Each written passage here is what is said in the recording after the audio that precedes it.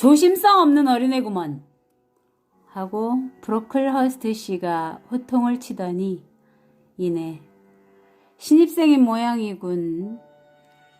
그리고 내가 숨을 돌릴 겨를도 없이 저 어린애에 관해 할 말이 있는 걸 잊을 뻔했군 하고 중얼거리더니 목청을 두드어 마치 깨어진 종의 소리같이 얼마나 크게 내게 들렸는지 모른다. 석판을 깬 어린이는 앞으로 나와요. 나는 내 힘으로는 움직일 수가 없었다.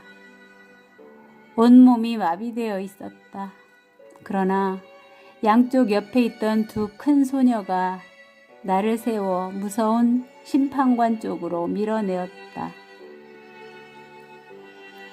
그러자 템플 선생님이 부드럽게 나를 앞세우고 브로클허스트 씨 앞으로 데려갔는데 그때 나는 선생님이 나직한 목소리로 격려해 주시는 말을 들었다.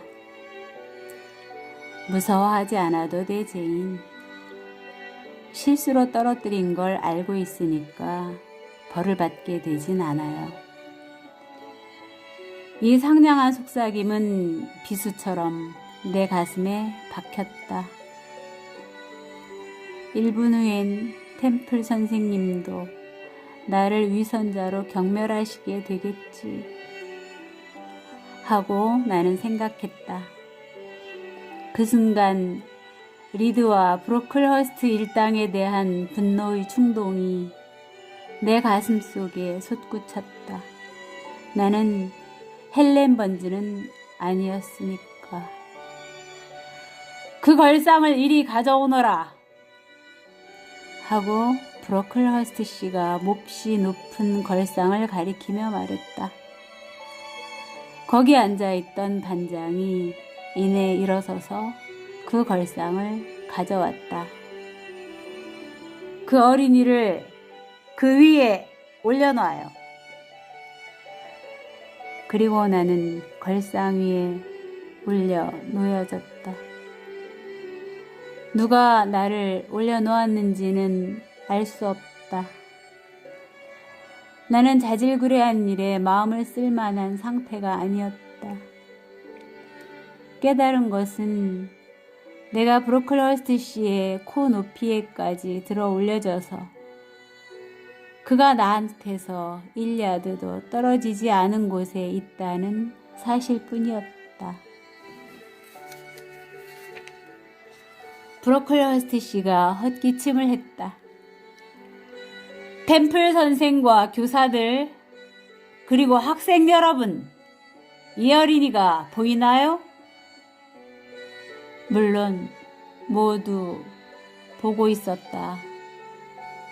사람들의 눈길이 태양열을 모으는 렌즈처럼 내게로 쏠려 내 살갗을 태우고 있는 것을 나는 느꼈으니까. 이 아이가 아직은 매우 작은 것은 보는 바와 같습니다. 겉으로 보기에는 보통 어린이와 다를 것이 없지요. 하느님께서는 자비롭게도 우리 모두와 같은 모습을 이 아이에게도 부여해 주셨어요. 그러니 악마가 어느새 자기의 하인이나 앞잡이로서 이 아이를 찾아내고 있으리라고 누가 생각할 수 있겠습니까? 말이 끊겼다. 그 틈에 나는 마비된 신경을 회복시키고 이젠 루비콘을 건넜으니 심판은 피할 수 없다. 마음을 다잡고 참아야 한다고 생각하기 시작했다. 치레하는 어린이들이여. 검은 대리석 같은 성직자는 우스가 깃들인 말투로 연설을 계속했다. 이것은 슬퍼해야 할, 한탄해야 할 사태입니다. 왜냐하면 하느님의 착한 어린 양이어야 할 이 소녀는 작은 불량배고 진실한 한 사람의 신자가 아니라 분명히 몰래 숨어든 이방인이라는 사실을 알려드리는 것이 내 의무이기 때문입니다. 여러분은 이 소녀를 경계해야 합니다. 이 아이의 흉내를 내어서는 안 됩니다.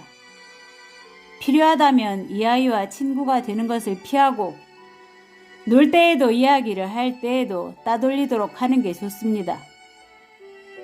교사들은 이 아이를 감시해 주기 바랍니다. 이 아이의 행동을 주시하고 이 아이가 하는 말을 음미하는 동시에 이 아이의 영혼을 구제하기 위해 육체를 벌주기 바랍니다.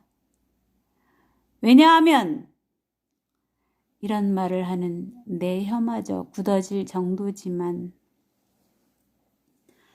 이 소녀, 이 어린이는 기독교국에 태어났음에도 불구하고 이교도의 어린이 못지않은 이 소녀는 거짓말장이인 것입니다. 이것을 나는 이 아이의 은인으로부터 들었습니다. 신앙이 두텁고 자선심이 넘친 그 숙녀는 고아가 되어 있는 이 아이를 맡아 친딸처럼 길러주셨습니다.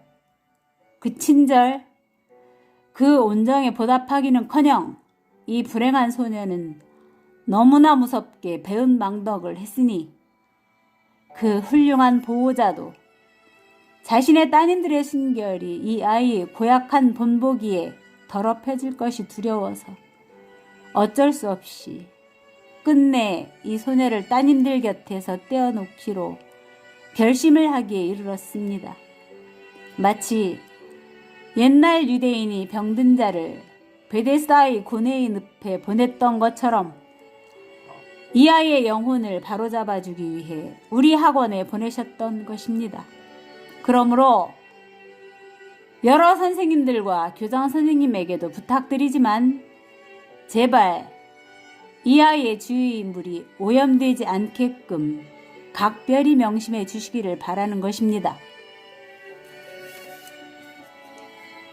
엄숙하게 매듭짓는 이런 말과 함께 브로클허스트 씨는 긴 외투의 맨 윗단추를 잠그고 템플 선생에게 고개를 약간 숙여 보이고는 유유히 이 방에서 나갔다.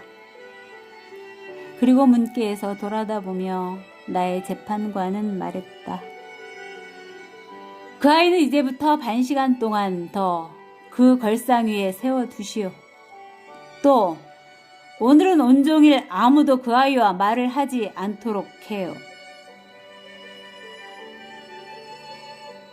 이리하여 나는 높은 곳에 서 있었다. 교실 한가운데의 마룻바닥 위에 서 있게 되는 것조차 창피해서 견딜 수 없다고 말하던 내가 지금 그 오욕의 걸상 위에서 사람들의 눈에 노출되고 있는 것이다. 그때의 내 심정은 어떤 말로도 도저히 표현할 수 없다. 그런데 모두 자리를 뜨고 내가 목이 메어서 숨도 쉴 수 없을 것 같이 느끼고 있을 때 한 소녀가 다가와 내 옆을 지나갔다. 지나가면서 그 소녀는 나를 쳐다보았다. 얼마나 신비스러운 빛이 그 눈에서 뿜어져 나왔던 것일까. 그 광선이 얼마나 야릇한 감동과 함께 내 온몸을 뚫고 지나갔던 것일까. 이 새로운 감정이 얼마나 나에게 용기를 북돋아 주었던 것일까. 나는 솟구치는 병적인 격정을 억누르고는 얼굴을 한껏 쳐들고 걸상 위에 똑바로 섰다. 헬렌 번즈는 스미드 선생님에게 재봉에 관해 몇 마디 물어보고서는 자기 좌석에 돌아가며 또 나에게 웃는 얼굴을 보여주었다. 얼마나 야릇한 웃음이었으랴. 지금도 나는 그 미소 짓는 얼굴을 잊지 못하며 그것이야말로 빼어난 지성, 참된 용기에서 우러나온 웃음이었음을 알고 있다. 그 미소는 특징적인 그녀의 생김새와 여윈 뺨과 그리고 움푹 팬 잿빛의 눈을 천사의 얼굴에서 발산되는 눈부신 광채처럼 빛나게 했다. 오늘은 여기까지입니다. 함께 해주셔서 대단히 감사합니다.